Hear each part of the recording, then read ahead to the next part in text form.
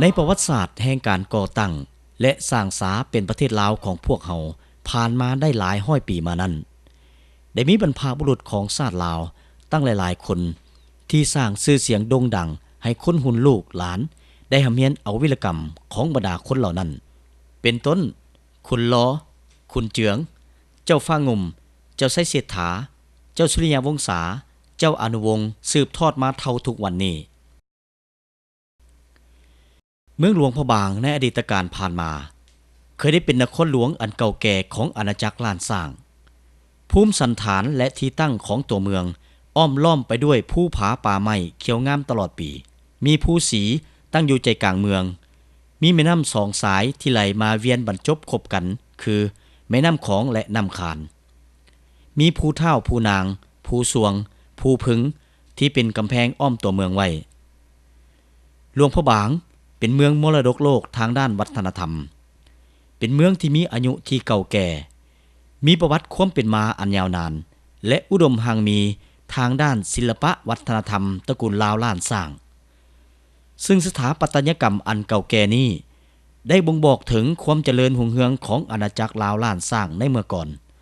จนมีตำนานได้กล่าวไว้ว่าเมื่อก่อนหลวงพระบางมีชื่อว่าเมืองสัวต่อมาได้เปลี่ยนมาเป็นเมืองเสียงดงเมืองเสียงทองภายหลังที่พระเจ้าฟ้างมได้นำเอาพระบางซึ่งเป็นพระพุทธรูปที่ศักดิ์สิทธิ์มาจากประเทศเขมรและได้เอามาประดิษฐานไว้ที่เมืองเสียงทองแห่งนี้จากนั้นเป็นต้นมาเพิ่นจึงได้ตั้งชื่อว่าเป็นเมืองหลวงพระบางมาฮอดเท่าทุกวันนี้พระธาตุภูสีที่สูงเด่นตั้งอยู่ใจกลางเมืองหลวงพระบางแม่นสัญลักษณ์แห่งสถาปัตยกรรมอันล้ำเลิศของศิลปะลาวล้านสร้างอ้อมล้อมไปด้วยดอกจำปาอันเป็นสัญลักษณ์และมิ่งขวัญของชาวลาวทั้งชาติ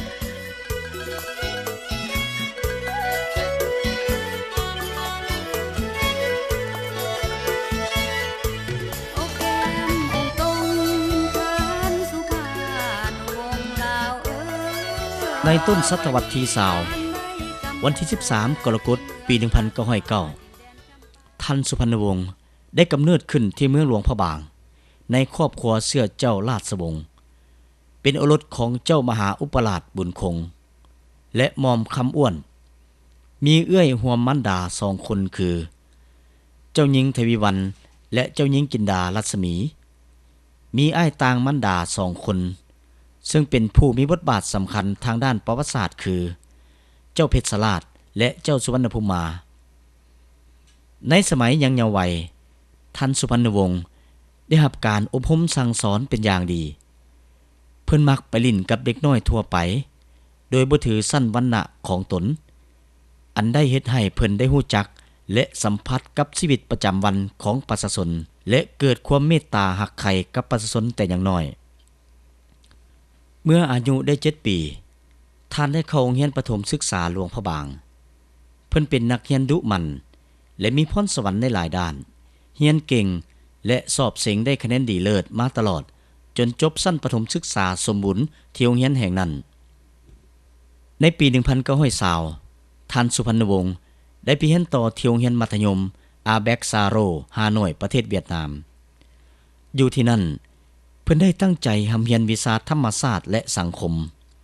เรียนภาษาต่างประเทศหลายภาษาเรียนทางด้านศิลปะวรรณคดีทั้งเล่นกีฬาและดนตรี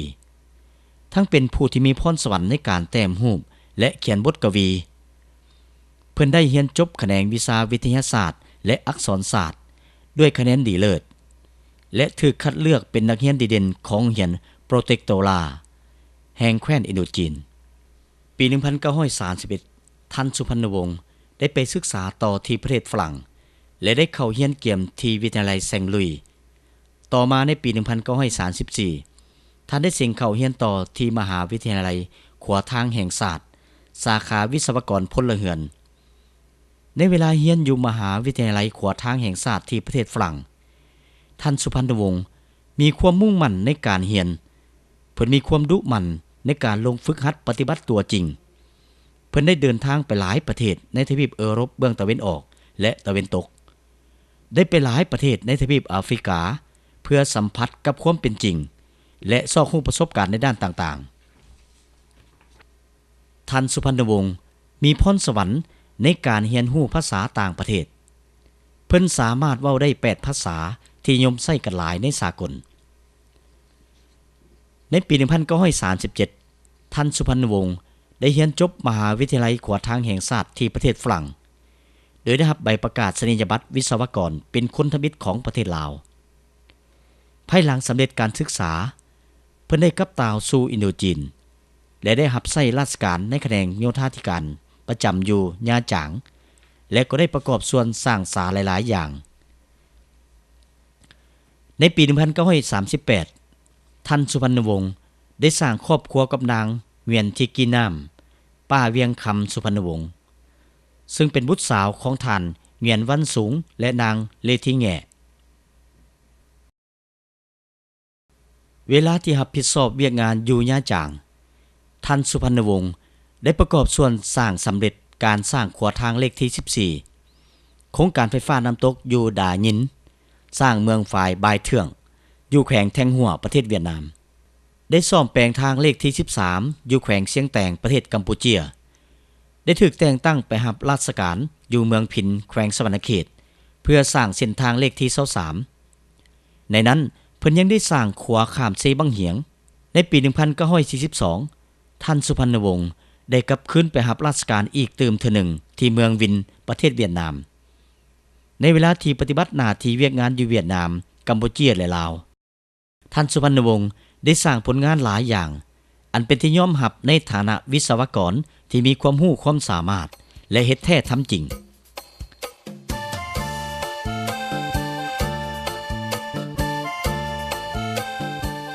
สิ่งสำคัญแม่นเพิ่นได้สัมผัสได้ฮู้ได้เห็นพฤติกรรม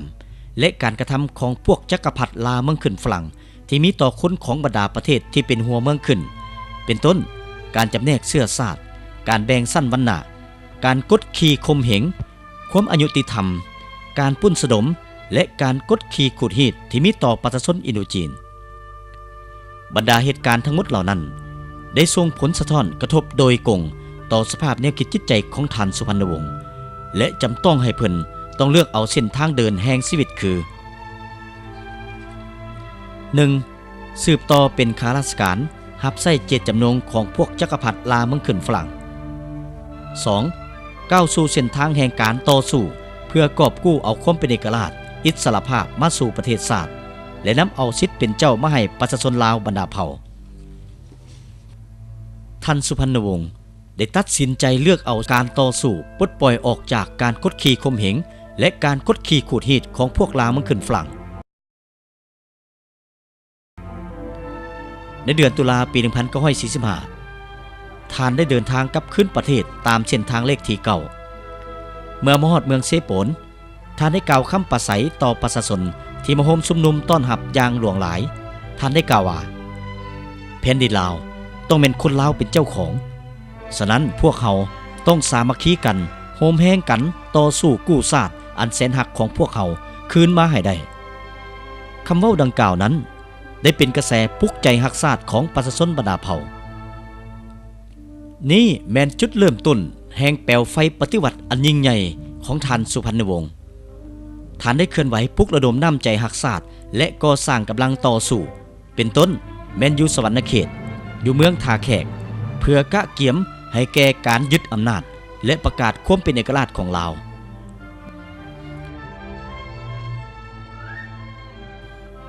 โดยรับรู้แจ้งถึงสภาวะ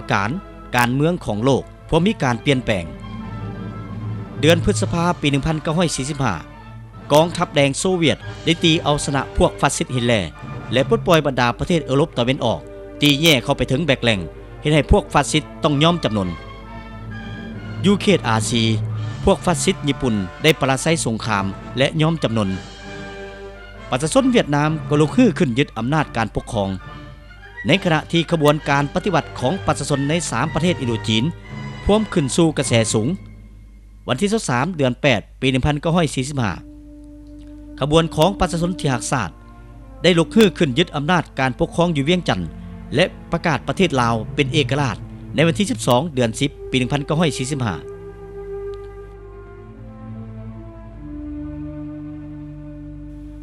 ในขณะที่การปฏิวัติของประชาชนสามชาติอินโดจีนยังอ่อนน้อยพวกลามังขึ้นฝรั่งได้กลับคืนมาหุกฮานเป็นเทื่อที่สองเสียงปืนต่อต้านดังก้องกังวานไปทั่วประเทศโดยทันที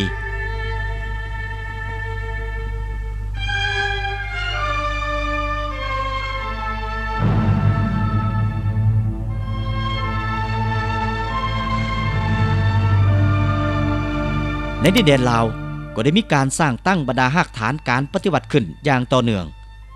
ท่านสุพรรณวงศ์ได้รับรู้แต่หัวที่ว่าบทบาทของประชาชนแม่นพื้นฐานอันแน่นแก่นของการปฏิวัติดังนั้นท่านจึงได้เอาใจใส่ปลุกระดมขบวนการต่อสู้ของประชาชนก่อสร้างหากฐานการเมืองกำลังประกอบอาวุธอยู่เขตเมืองท่าแขกท่านสุพรรณวงศ์พร้อมด้วยกำลังทหารผสมลาวเวียดนามประกอบมี600 คนได้เข้าไปเคลื่อนไหวก่อสร้างหากฐานและปรับปรุงอำนาจการปกครองปฏิวัติกำลังประกอบอาวุธปฏิวัติจัดตั้งแนวหบเพื่อป้องกันตัวเมืองท่าแขก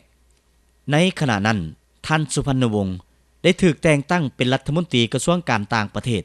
และเป็นผู้บัญชาการทหารสูงสุดของรัฐบาลลาวอิสระประจำอยู่ตัวเมืองท่าแขกพวกทหารฝรั่งได้เต้าโฮมกำลังย่างหลวงหลายเข้ามายึดเอาตัวเมืองท่าแขกซึ่งเป็นตัวเมืองที่มีกำลังปฏิวัติโดยมีท่านสุพรรณวงศ์เป็นผู้บัญชาโดยกงต่อสภาพการดังกล่าวนอกจากจะตั้งสู้รบป้องกันตัวเมืองท่านสุพรรณวงศ์ได้บัญชากำลังทหารปฏิวัติ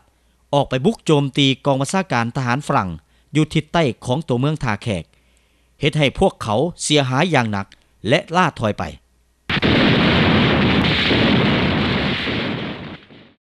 ฮอดวันที่21 มีนาปี